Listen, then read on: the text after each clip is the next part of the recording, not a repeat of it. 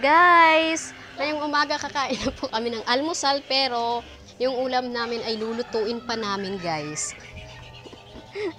Magluluto pa lang ako, lulutuin ko yung ano. Kunwari, ay paksiw na nga to eh. Paksiw, hiningi ko lang to kila mama. So, gusto nila kasi iprito ko. Kaya ipiprito natin dyan sa ano, kawali na may mantika. Ayan naman, syempre, mga maarte kasi yung aking mga junakis.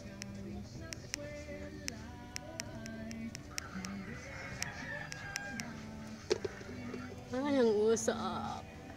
Mausok guys. Sakit sa mata. Ayan. Ay, late ba kayo guys? Sakit sa usok. Usok. Ang usok-usok talaga, promise. Ayan. Dalawa kong anak. Busy sila guys muna sa kaka-cellphone. Panonood ng videos. Ayan. Wait lang yung ano, yung ulam nila. Buti na lang medyo okay na yung ano, yung araw ngayon pero makulimlim na naman. Panay ano, uulan na naman. Sana hindi na maulan kasi mag-New Year, ano ba yan? Panay ano, umulan na nga nung Pasko, ngayon New Year, uulan na naman ako. Hindi man lang ako makakasayaw ng maayos, chok. Hindi man lang makakasayaw ng maayos doon sa ano, sa plaza. Naiyak na ako.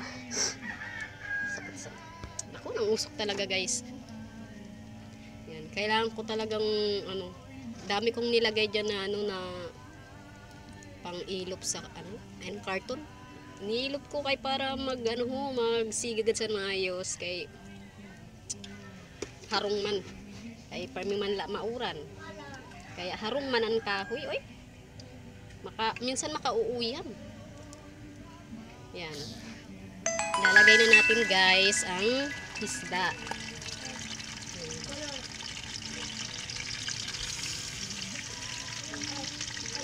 Ipa-fried natin siya guys.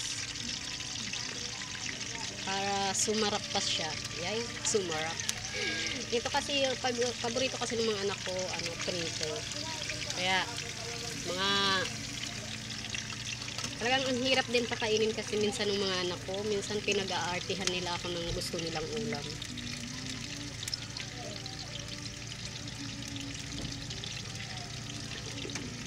Hintayin lang natin siya guys, maluto. Ano natin siya, golden brown. Wow.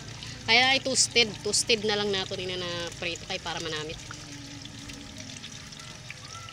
Kaya dyan lang muna guys, at dahil dyan salamat sa panunood at salamat po at dahil 5.7k followers na tayo mga idol. Kaya salamat sa mga followers ko dyan, viewers ko, star sender at non-followers.